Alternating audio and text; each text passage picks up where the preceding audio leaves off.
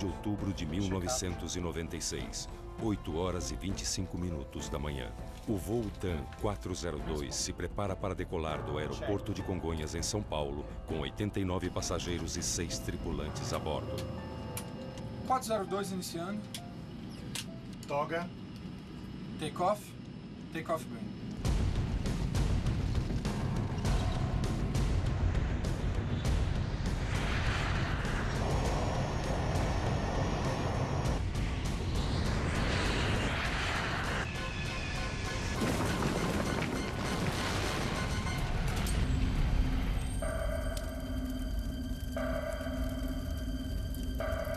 Eu e a minha esposa estávamos na janela, né? Antes de descer as escadas para a sala, aí que a gente escutou aquele barulho. Quando nós descemos, na sala estava tudo em chamas. Saímos por outro lado, por aqui não dava para sair, porque estava muito fogo.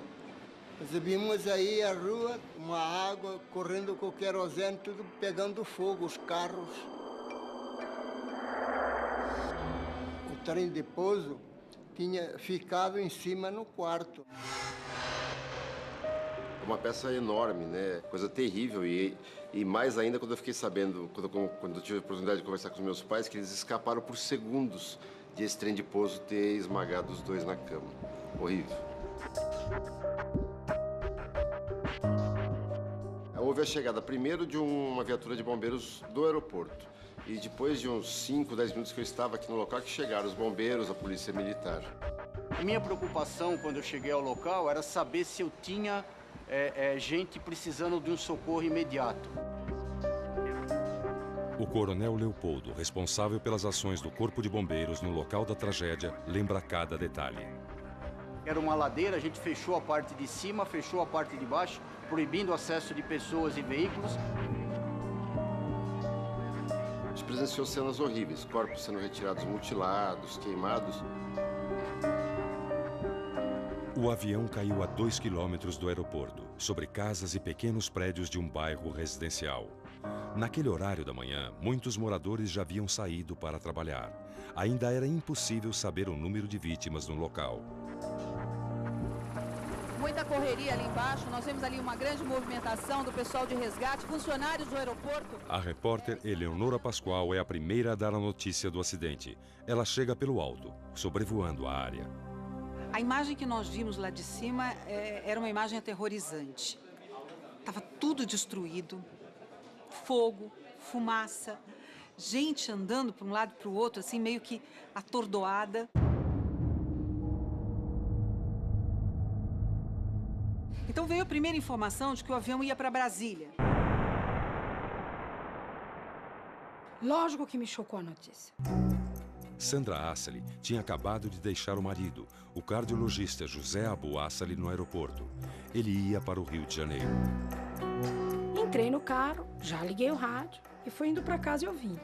Quando eu tô assim, um quarteirão de casa, a Jovem Pan vem e diz assim: correção, o voo não ia para Brasília.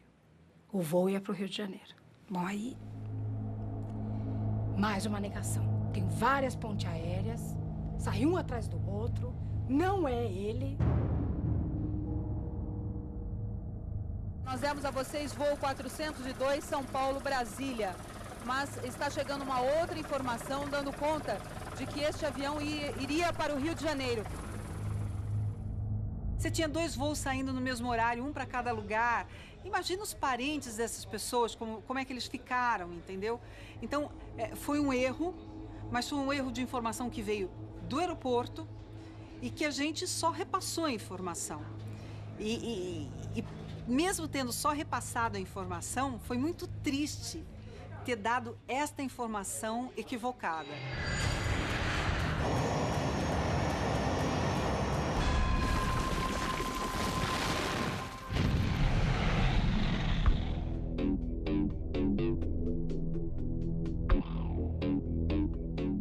acidente da aeronave, nós, em cerca de 5 a 10 minutos, fomos chamados por um telefone vermelho, que é um sistema de comunicação entre todas as unidades da aeronáutica.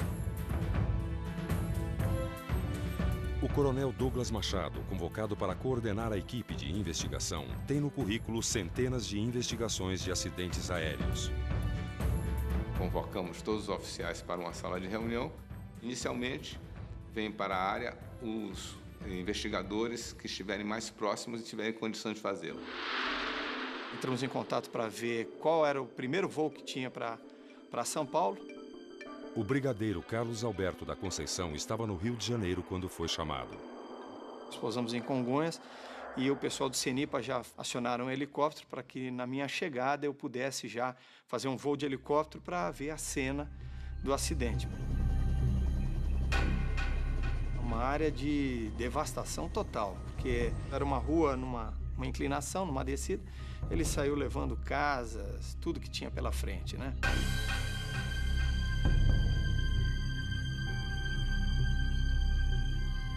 O que causou até um impacto grande em toda a mídia, e a gente viu várias fotos, foi a colocação dos corpos enfileirados na via pública. Corpos já estão perfilados ao longo da rua, bem próximo ao local do acidente. Nós vemos aí, são muitos corpos mesmo. A gente foi vendo sacos pretos serem colocados, enfileirados, um a um. Isso tudo de cima a gente viu. Então, uma coisa que a gente conversava dentro do helicóptero é: imagina o que é estar lá embaixo. Nós tínhamos lá, nesse acidente, casas sendo saqueadas, pessoas pegando pertences de vítimas. Então, um caos, né? A preservação dos indícios do acidente são fundamentais para o investigador. E naquela condição de área urbana, é muito difícil você, de imediato, manter essa estabilidade. O que atrapalhou foi um grande conflito existente entre pessoas que estavam ali envolvidas. Não só corpo de bombeiro, como polícia militar. Funcionários da prefeitura chegando, com máquinas, entrando junto com os bombeiros para tirar peças do lugar. Quer dizer, não, o que faltava mesmo, que era visível, era isso, faltava uma coordenação dos trabalhos. Sempre ocorre alguma divergência, porque quando a gente está com todo o trabalho e toda a mentalização da equipe voltada para um possível sobrevivente, a gente tem que parar com as investigações.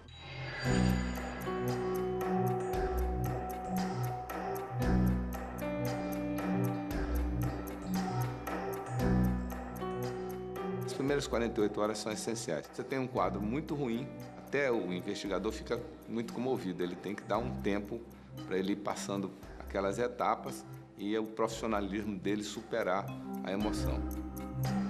Esse foi o primeiro acidente que eu investiguei em área urbana e realmente é muito difícil.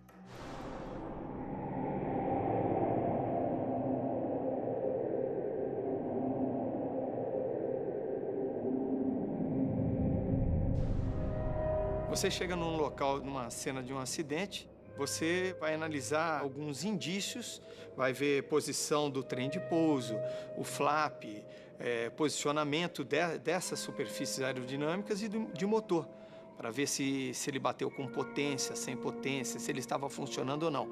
Então, é uma primeira visão. Naquela época eram 3 fatores, era o fator operacional, o fator humano e o fator material. Então, em cada um desses fatores, um oficial qualificado e responsável. Eu era responsável pelo fator operacional, né? O desempenho da tripulação.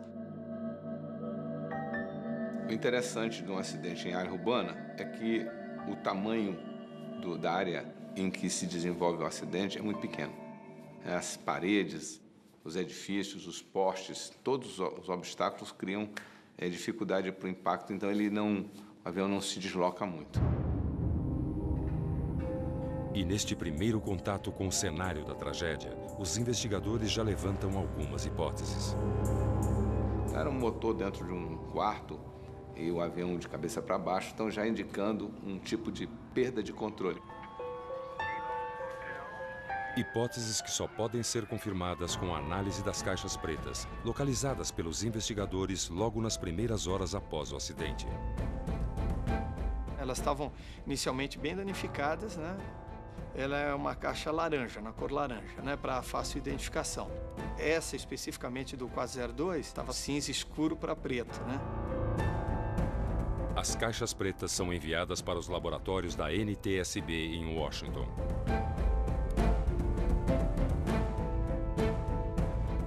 Nos escombros do acidente, os investigadores buscam pistas para montar o quebra-cabeças e entender o que aconteceu com o voo TAM 402.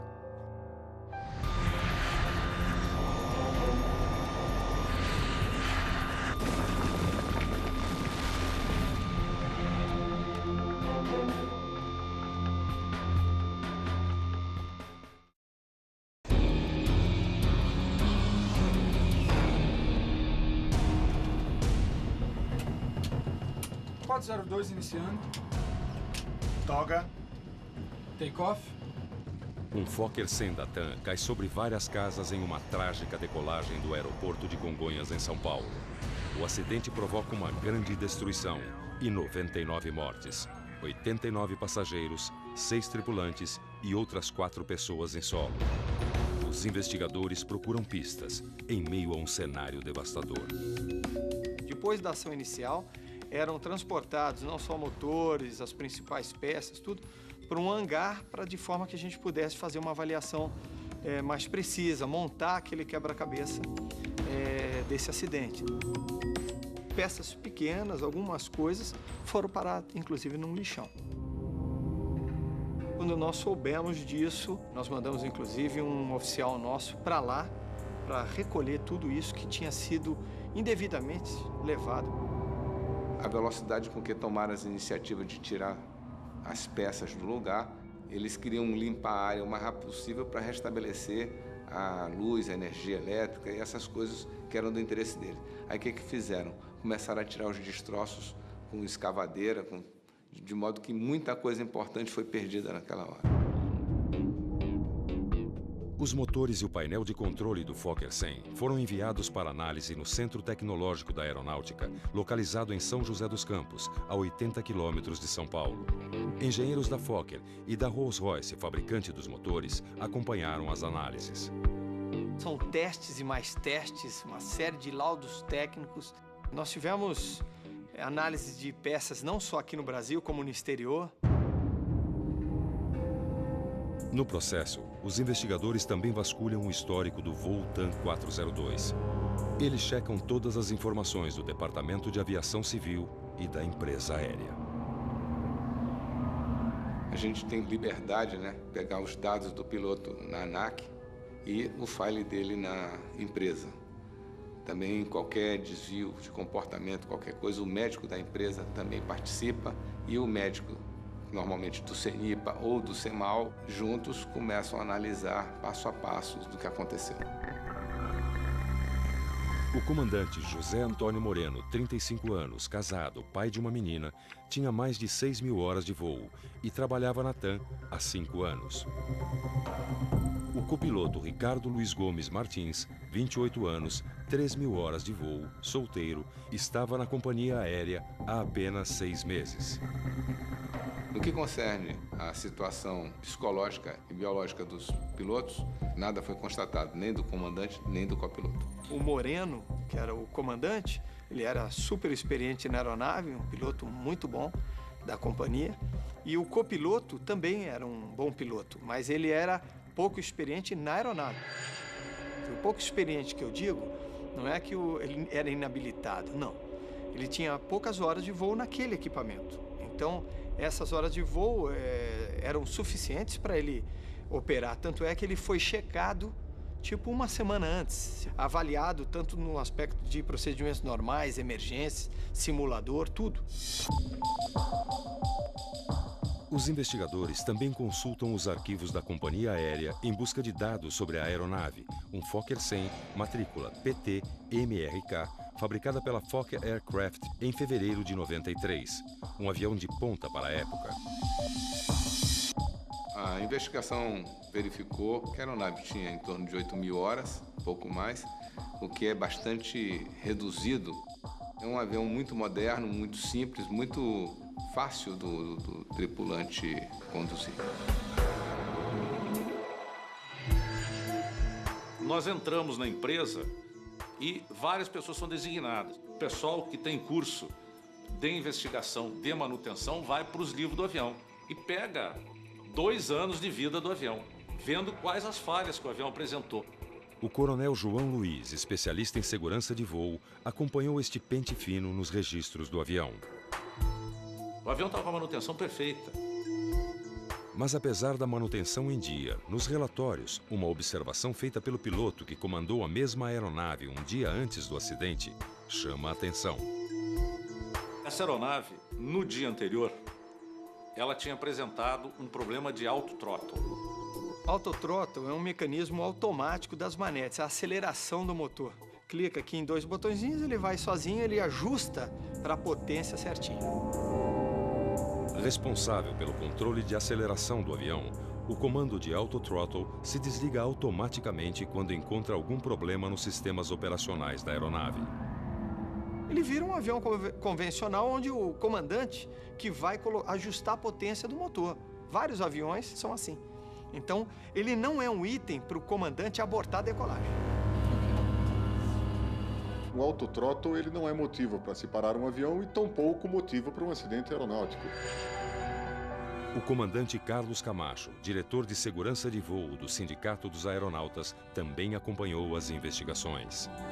Evidentemente, se você tiver uma informação anterior de que um determinado equipamento da aeronave está apresentando algum tipo de problema, você vai decolar com esse problema na sua própria cabeça. E isso poderá ter uma influência nos desdobramentos de algo que possa estar vindo e que não seja aquele evidente equipamento que esteja com a sua pane ou com uma pane que possa levar a um acidente. Foi reportado, os pilotos receberam um avião sabendo que um dos canais do autothrottle estavam fora. Então, eles já sabiam.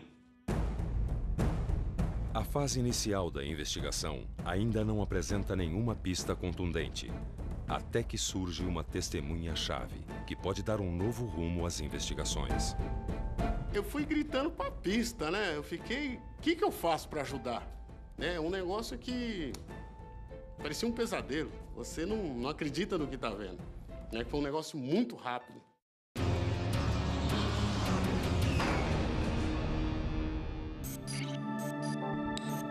Em meio ao quebra-cabeças para descobrir o que provocou a queda do voo TAM 402 poucos segundos após a decolagem, os investigadores recebem uma informação-chave. Qual é o seu nome? Antônio Bueno. Qual é a sua atividade, Antônio? Mecânico. Mecânico de aeronaves? Isso. Antônio Bueno trabalha numa empresa de táxi aéreo. Ver e ouvir os aviões subindo em Congonhas faz parte da sua rotina. Mas naquela manhã, Antônio viu e ouviu algo bem diferente. Eu cheguei por volta de 8 horas da manhã, eu estava no canto esquerdo do hangar, um dia maravilhoso, né? Um céu de brigadeiro. Eu escutei um barulho de motores acelerando, né? E fiquei no canto da pista olhando. Aí ele apareceu no meu campo visual, até aí tudo normal, correndo a pista, tal. Na hora que ele rodou, saiu o trem principal do chão, o reverso abriu instantaneamente, reverso direito, na minha cara. Aí eu saí correndo em direção à pista, gritando. O reverso abriu, correndo. E todo mundo olhando para mim sem entender nada, né? Reverso que é um freio aerodinâmico, você utiliza na hora do pouso. Então, na hora que a aeronave pousa, o comandante da aeronave aciona o reverso para atuar na frenagem da aeronave. Ele atua tanto com os freios de rodas, né, como esse freio aerodinâmico que abre tipo uma concha. No caso do Fokker 100, o reverso é composto por 2 conchas que se abrem, desviando o ar para baixo e para cima. Quando o mecânico falou que tinham aberto os defletores, houve uma incredulidade geral. É impossível ter aberto os defletores se isso não está escrito no manual de procedimentos. Por quê? O manual de procedimentos da Fokker dizia que a ocorrência de abertura de reverso na decolagem era basicamente improvável. Mas o mecânico Antônio Bueno não viu o reverso abrir apenas uma vez. Abriu a primeira, abriu a segunda e na terceira ele já ficou aberto direto e acelerado. Daí ele foi perdendo altitude, foi perdendo altura, foi indo para a direita e estolou de asa direita e afundou atrás de um prédio. Pô, você não viu fogo no motor? Negativo. O reverso só que abriu, unicamente. Não, o flap, não, só o reverso que abriu. Derrubou ele. Uma testemunha, como um mecânico que está ali na hora da decolagem, observando a aeronave, esse tem um peso muito grande. E aí, quando o mecânico disse que viu, praticamente nós reduzimos a hipótese a duas coisas. Uma, apagamento do motor em voo. Segunda, abertura do reverso, que é muito pouco provável, mas tem uma testemunha. Ainda incrédulos com a possibilidade do reverso ter aberto na decolagem, os investigadores testam os motores do Fokker nos laboratórios de São José dos Campos. No caso dos motores, eles foram examinados aqui, né? Nós examinamos tudo aqui até onde a gente podia. Nas análises, eles verificaram que os motores estavam funcionando e os motores estavam dentro do que era esperado. Os investigadores do TAM 402 já sabem que a aeronave estava com a manutenção em dia e os motores em perfeitas condições. No comando, um piloto experiente, credenciado como instrutor naquele tipo de aeronave. Sabem também que o autothrottle tinha acenado com problemas, mas que isso não representava um risco. Até o momento, a única pista mais consistente é mesmo a abertura do reverso durante a decolagem. A fábrica do motor está dizendo que o reverso não abre na decolagem, porque ele só abre com 200 nós. Na decolagem você está com 130, 140. E aí começam as dúvidas. Como isso aconteceu? A resposta pode estar na análise das caixas pretas. Os investigadores brasileiros acompanharam a equipe de técnicos e engenheiros da NTSB, em Washington, na leitura dos registros dos gravadores de voz e dados do voo 402. Nós fizemos, inicialmente, a transcrição da caixa preta de voz, né? Onde você fica numa sala, como aqui, agora no CENIPA nós temos essa sala. Então nós sentamos numa mesa e vamos passando e vamos transcrevendo ali, todo mundo escrevendo tudo que está ouvindo. Então é desgastante, é uma coisa que entra na massa do sangue, né? Então eu tenho essa transcrição na massa do sangue, eu lembro de tudo.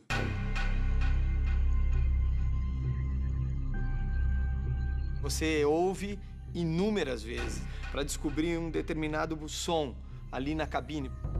Pô, será que nesse momento ele está fazendo isso, aquilo? Será que esse barulho é característico de um flap, de um interruptor? Que interruptor é esse? E depois dessa transcrição, fizemos a transcrição toda de dados. São 106 itens que você vai... você, como investigador, que vai pedir o que você quer. E com a análise do gravador de dados de voo, finalmente os investigadores começam a confirmar algumas suspeitas. Checando a caixa preta, a gente tinha já a ideia de potência, de reverso aberto, estava bastante claro. Precisava agora harmonizar a caixa preta de dados com a caixa preta de voz.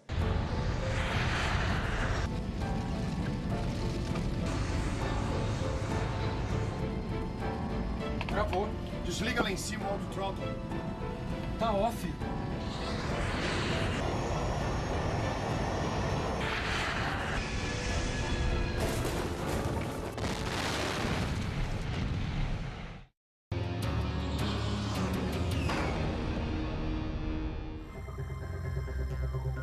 A análise das caixas pretas do TAM 402 reforça as informações levantadas pelos investigadores até aquele momento. A primeira delas é um diálogo entre comandante e copiloto, confirmando que sabiam do problema com o autothrottle. Lembra que o outro comandante disse que deu problema no autothrottle, tá? Ok. Tanto Moreno como o copiloto já estavam com isso na cabeça, que eles tiveram um problema do autothrottle, mas ele voltou ao normal. Então, na hora da decolagem, ele ajusta lá e inicia com o autothrottle. No meio das duas manetes tem um botãozinho, AT, Autothrottle. basicamente seria manetes em automático. O computador, de acordo com a temperatura, com a pressão, com a altitude, ele calcula qual a potência ideal para tirar o avião do chão.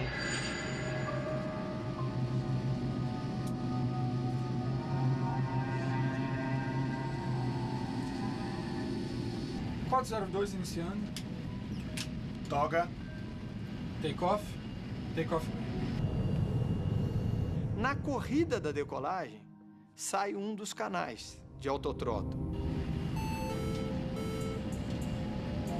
Ai, ai, ai. O que é, hein?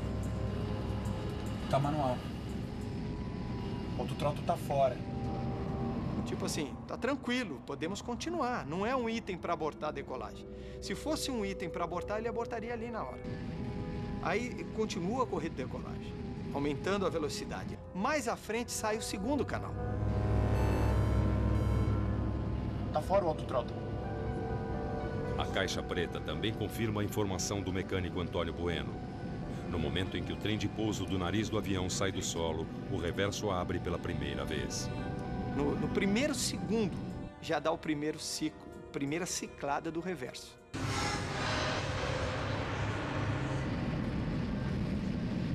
Travou. Uma das manetes, ela volta e trava lá atrás. No momento que ela trava, ela fica travada lá atrás somente 3 segundos. Ela destravou depois de 3 segundos. Ou seja, não configura mais a abertura de reverso. Ele está no momento mais crítico, que é a decolagem. No primeiro segundo, ele enche a mão. Ele leva aquela manete lá para frente. Por quê? Porque ele está induzido pensando que é o autothrottle que está fazendo isso. Travou. Desliga lá em cima o autothrottle. Tá off. Puxa aqui. Lá em cima, lá em cima. Tá off, tá off. Então, quando o reverso começa a abrir, eles continuaram lutando com o motor, achando que era autothrottle, e não era mais autothrottle. Até o 16º segundo, onde, nesse 16º segundo, ele abre completamente o reverso. Nesse momento, o feedback cable, que é o fio que liga a manete dos motores às conchas do reverso e dá o ângulo de concha do reverso, esse feedback cable, que é uma junção macho-fêmea, aluiu a junção. E o feedback cable soltou. Quando ele soltou, as conchas do reversor atingiram a angulagem máxima, que é de 100% de abertura. A análise do gravador de dados de voo também comprova que o trem de pouso do avião não foi recolhido. No caso aí, ele apenas acelerou a queda da aeronave, a perda de controle. Foi uma perda de controle em voo. Porque ele aumentava o arrasto. Mas, de qualquer forma, se eles não entendessem o que estava acontecendo com os motores, eles iam cair. Eles esqueceram de recolher o trem de pouso, com absoluta certeza, exatamente por conta do conjunto de movimentos exigidos dentro da cabine. O comandante preocupado em voar o avião e o copiloto preocupado em resolver uma pane, que era uma pane contraditória, tá? E no momento que ele não deveria estar sequer fazendo nada além de observar o que estava acontecendo. A análise das caixas pretas vai confirmando as hipóteses da investigação. A partir da abertura do reverso na decolagem, uma cadeia de eventos foi responsável pela queda do Fokker 100. Desliga lá em cima o autothrottle. Sem saber que o reverso estava aberto, a tripulação seguiu forçando as manetes até o cabo da manete direita se romper, deixando a tripulação sem tempo e condições de reagir.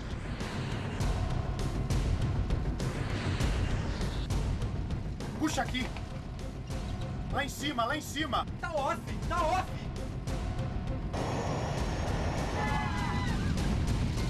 Ai, meu Deus do céu.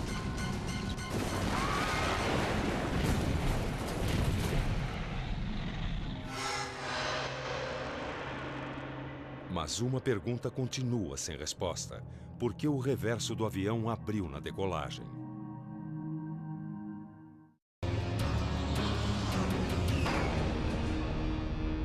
Quatro 02 iniciando. Toga. Take off. Take off.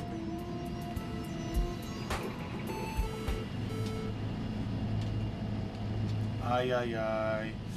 O que é, hein? Tá manual. O autothrottle tá fora.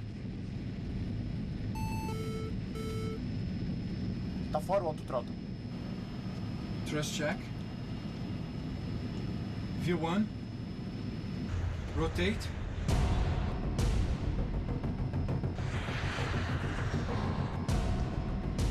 Travou. Desliga lá em cima o autothrottle. Uma única pergunta persiste na investigação do acidente do voo TAM 402. Por que o reverso do Fokker 100 abriu em plena decolagem? O comandante, num dado momento, diz: desliga aqui, desliga o autothrottle. E essa frase está no próprio Cockpit Voice Recorder, está no gravador de dados de voz. Então você observa que eles não estavam lidando com uma situação real. A situação real era uma abertura de concha de reverso. Mas uma informação obtida na análise do gravador de dados do Fokker chama a atenção dos investigadores. O FDR, desde o dia anterior, estava com o aviso de conchas do reverso do motor direito não travadas. Para descobrir por que as conchas do reverso não estavam travadas, a equipe de investigação testa todos os dispositivos elétricos do avião, principalmente os relés, que funcionam como interruptores do sistema. Todos os relés foram abertos e testados no laboratório de São José dos Campos. O relé de passagem, que é o relé que recebe do microswitch a informação estamos no chão ou estamos voando, o relé entrou em pane. E esse relé era o relé responsável pelo comando de liberação de energia hidráulica, elétrica para os reversores, entre outras. Nas análises junto ao fabricante, os investigadores descobrem que o sistema de alimentação elétrica dos reversores tinha passado por uma modificação. A Fokker, quando fez o Fokker 100, ela fez um avião para pousar em pistas curtas. Logo, com o uso do reverso, full, alguns operadores reclamaram que o sistema de reverso do avião estava pendurada na barra essencial. E se eu tiver uma pane elétrica da barra essencial na hora do pouso, como é que eu vou acionar o reverso numa pista curta? A Fokker emitiu então um boletim avisando a todos os operadores do avião para mudar a alimentação do reverso para a barra de bateria. Mas para alguns especialistas em segurança de voo, com a modificação, o sistema de travamento dos reversores se torna mais frágil. Essa inversão promovida por essa modificação, permitia que o reverso fosse operacionalizado de outra forma e considerada insegura até mesmo nos próprios relatórios de acidente aeronáutico, dos quais nós tivemos conhecimento, onde diz que a probabilidade da ocorrência da abertura de um reversor em voo se tornou de uma possibilidade em 1 milhão, quando na anterior era uma possibilidade em 1 bilhão. Os investigadores já sabem por que o reverso abriu durante a decolagem, mas ainda precisam descobrir por que o painel do avião não indicou qualquer aviso de pane para os pilotos. Uma análise do projeto elétrico e do sistema de avisos à tripulação revela que na modificação feita pela Fokker, alguns alertas, inclusive o de reverso aberto, permaneciam inibidos durante parte da decolagem. O objetivo era não tirar a concentração da tripulação com avisos de panes improváveis. O fabricante disse o seguinte: é seguro o suficiente pelos testes que nós fizemos. Então o que aconteceu na realidade? O relé deu o curto-circuito e no painel do avião os pilotos não sabiam. Os investigadores descobrem que em 1995 a TAM enviou uma carta para a Fokker pedindo informações sobre a modificação. E a Fokker respondeu que não havia probabilidade do reverso abrir em voo, porque não existia no manual de procedimentos e panes esse treinamento. Então os pilotos não eram treinados no simulador para a abertura do reverso da decolagem. O relatório final do CENIPA foi concluído 1 ano após o acidente. A investigação aponta 3 itens que levaram à queda do TAM 402. A falha no relé, a fragilidade da junção do cabo de retorno das manetes e a falta de treinamento da tripulação para a abertura de reverso na decolagem. Normalmente 95% dos acidentes aéreos são por problemas humanos, ou seja, a atuação do piloto em cima da máquina. Tanto faz seu controle, tanto faz seu piloto, mas é ação humana na máquina. Esse acidente foi o inverso, esse acidente foi um acidente basicamente de fator material. Investigadores e analistas independentes são unânimes em afirmar que comandante e copiloto travaram uma luta contra uma pane que não sabiam qual era, mas divergem sobre um ponto: se deveriam ter tentado resolvê-la. O manual diz o seguinte: nenhuma ação será tomada até 400 pés. Nada, não se faz nada, exceto o cancelamento de uma campainha no caso do motor em fogo, que não era isso que estava acontecendo naquele evento. Nada, nenhuma ação será tomada, exceto pilotar o avião. Quando você precisa tomar medidas abaixo de 400 pés, é lógico que você vai ter que tomar. Isso é um grande... assim, eu diria um absurdo a pessoa ficar raciocinando cartesiano e esperar dar os 400 pés. No momento que você precisa tomar atitude como piloto. Esse acidente, ele se caracteriza por uma falha operacional muito séria. Houve dificuldade de entendimento, o avião tinha elementos para ser, vamos dizer assim, tratado e o piloto conseguir sobreviver, mas a falta de treinamento é operacional. Puxa aqui! Lá em cima, lá em cima! Aqui tá off! Tá off! Se o piloto soubesse que a manete do autotrottle vindo para trás, ela representava um risco para ele mexer, ele não teria mexido, o acidente não teria acontecido. Eu, como investigador responsável pelo fator operacional, eu afirmo que os pilotos reagiram dentro com o maior profissionalismo e competência a bordo daquela aeronave. Qualquer pessoa que estivesse lá sentado no lugar do comandante Moreno teria morrido naquela mesma situação.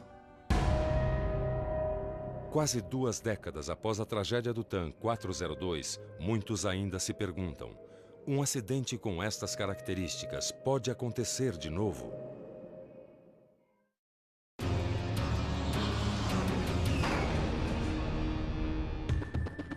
A queda do Fokker 100 da TAM sobre uma rua residencial em São Paulo matou 99 pessoas numa das maiores tragédias da aviação brasileira. Um acidente que deixou recordações dramáticas. Eu fiquei muito assustado e fiquei muito abalado. Minha cabeça ficou fervendo, ficou formigando por muito tempo, né? E a gente não mudou daqui porque a gente não tinha para onde se mudar.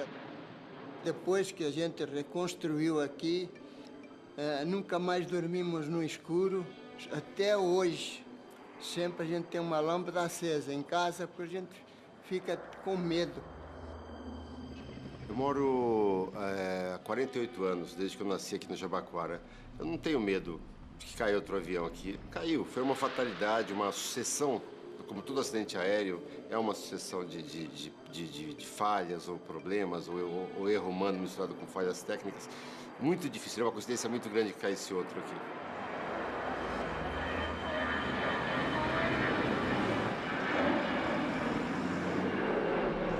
E o que a aviação brasileira aprendeu com o acidente? De lá para cá, 1996, não houve mais nenhum acidente com Fokker, nenhuma vítima fatal com a aeronave Fokker 100. E isso aí mostrou que os problemas apresentados neste projeto foram corrigidos. Então é a principal vitória da investigação.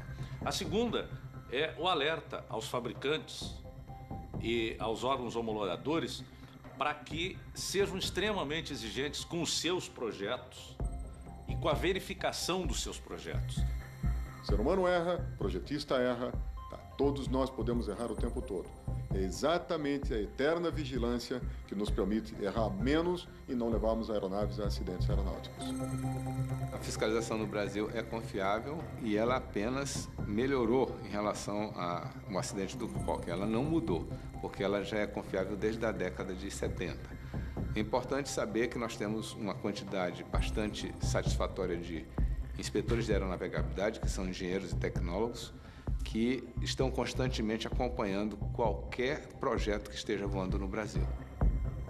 O treinamento de pilotos para a abertura do reverso em voo se tornou uma realidade dentro do programa de treinamento da companhia aérea TAM. Imediatamente após o acidente, a TAM já passou a treinar os pilotos nesse tipo de procedimento. Você no simulador, você faz o que você quer. Você coloca o avião nas condições normais e a pane ocorre quantas vezes você quiser. De lá para cá, investiu-se em protocolos de treinamento, em outros protocolos de acompanhamentos de voo. Muito mudou de lá para cá e para melhor. Tá? Mas eu posso lhe garantir que poderia ter sido muito melhor ainda se houvesse um verdadeiro empenho das autoridades aeronáuticas, do Estado brasileiro enquanto governo e executivo, dos próprios pilotos. Hoje em dia, com as escalas que os pilotos têm, com o tipo de vida que estão levando, nenhum piloto mais tem tempo de folhear documentos importantes, experiências de outros, vivenciadas por outros. Então, o autotreinamento, a participação individual do tripulante é muito importante. Nos processos do acidente, as famílias das vítimas entraram em acordo com as empresas envolvidas. Os acordos foram fechados diretamente com as seguradoras das seguintes empresas: Companhia Aérea TAM, Fokker, Northrop Grumman, fabricante do relé, e a Teleflex, fabricante do cabo que se desconectou. Já as recomendações do relatório do CENIPA foram atendidas em sua maioria, apesar de não serem mandatórias. A recomendação de segurança de voo, eu digo que é um grande defeito dos relatórios de acidentes aeronáuticos, porque elas não obrigam ninguém, nenhuma empresa, nenhum profissional a tomar aquelas ações como mandatórias.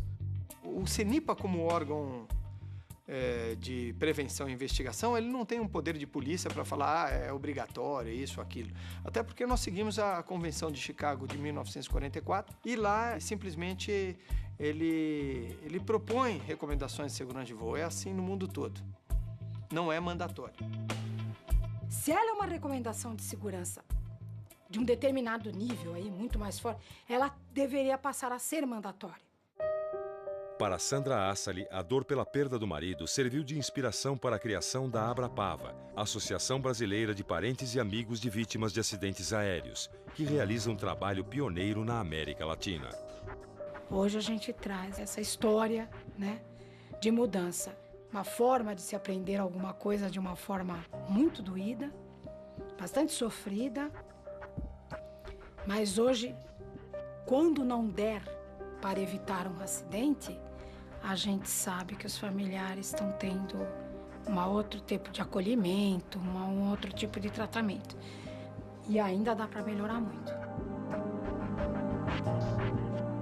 Essas associações, elas têm o mesmo propósito que o CENIPA tem, de preservar a vida humana, né? São pessoas que estão na dor ali do parente que se foi, e eu apoio totalmente, tendo em vista que o que eles querem é que não tenha mais acidente.